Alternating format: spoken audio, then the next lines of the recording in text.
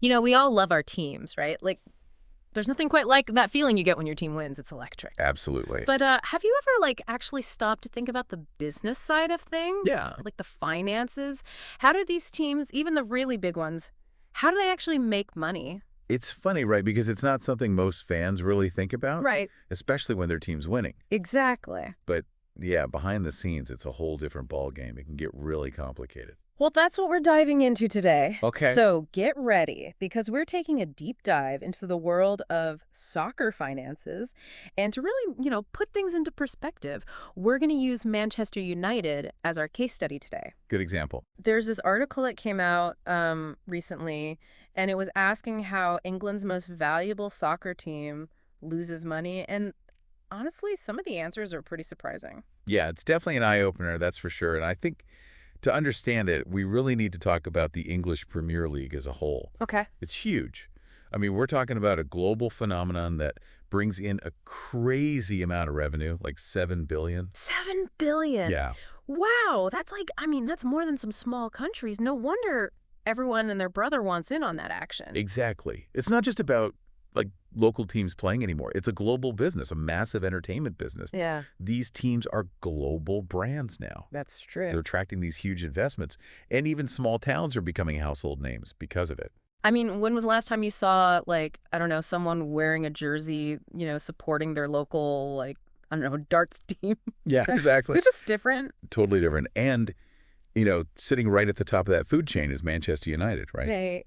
A name that just screams success. I mean, they've got a fan base that's bigger than the entire population of the United States. It's crazy. You'd think they'd be swimming in cash, right? I mean, you would think so, right? They've got the history, the global fan base, the merchandising, the TV deals. I mean, come on, it's Manchester United. Right. But we're going to find out in this deep dive, the reality is a little more complicated. It's a lot more complicated, actually. Okay, so let's get into it. So we've got this team, Manchester United, Right. globally recognized, Yeah. hugely valuable. The article we're looking at says that last year, they pulled in almost $1 billion in revenue. It's incredible. But they're still operating in the red. Yeah. How does that even happen? Well, at the end of the day, it comes down to simple math, right? Okay. Revenue versus expenses. Right. And keeping a team like Manchester United competitive, keeping them at the top, Yeah. it's not cheap. So where's all that money going? Well, the biggest single expense is always going to be player salaries. Okay. We're talking huge sums of money here. How much are we talking about? Well, for example, you've got Casemiro, Okay. star midfielder. Yeah. He makes £350,000 per week. 350,000 pounds a week. That's more than some people make in 10 years. Yeah. And he's not even the highest paid in the league. Oh, wow. Yeah, so Yep. these guys, these top players, they demand top salaries, and that adds up fast. Right. But then on top of that, you've got to factor in, the coaching staff, Yeah. travel expenses, Right. keeping those facilities in top shape. Oh, yeah. All the behind-the-scenes stuff Exactly. that keeps a team running. It's huge. Yeah. And then you've got this whole other expense that a lot of people don't even realize. Player amortization. Player amortization. Yeah, it's an accounting thing. Okay. But basically, when a club buys a player, Right. that transfer fee gets spread out over the length of the player's contract. Okay. So even if a player is, say, benched or, God forbid, gets a career-ending injury, Yeah. they're still costing the club money. So they're basically betting on the come. Exactly.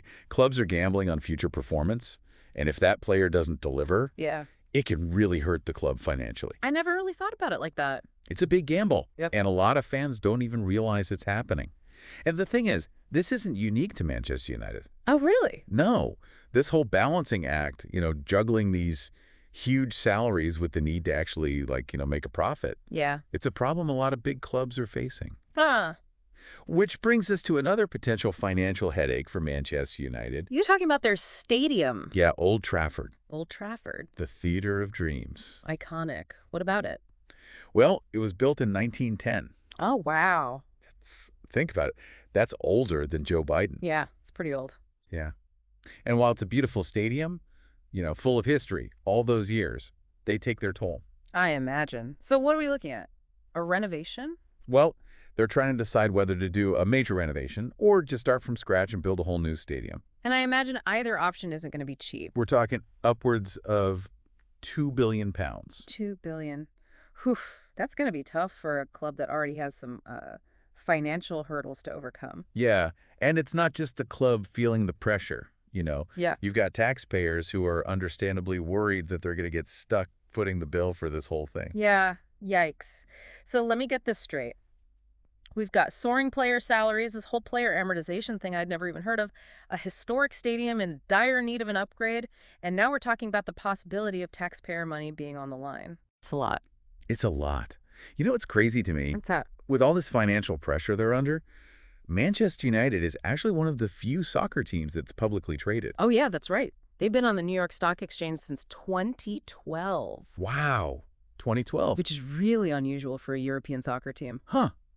So most of them are privately owned then. Yeah, most of them are private entities, but Manchester United decided to, take the plunge into the stock market. Interesting. So for those of us who, maybe dabble in the stock market, how's the MANU stock been doing? Is it a good investment?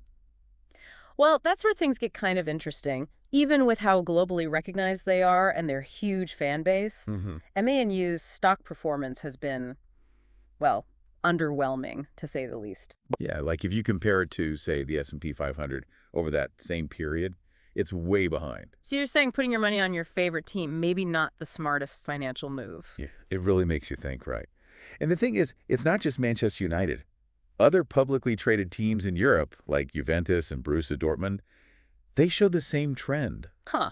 Their stock prices don't always reflect how well they're doing on the field. That's so strange. Why do you think that is? Well, one theory is that soccer clubs aren't like traditional businesses. So, They're often way more focused on winning championships than they are on making their shareholders happy. so they're willing to take bigger risks. Exactly. They'll shell out huge salaries and make these risky investments if it means winning trophies, even if it hurts their bottom line in the short term. I guess it's a tough balancing act, right? You've got fans who want to see their team win and expect those big name signings, but then you've got the reality that you have to run a sustainable business.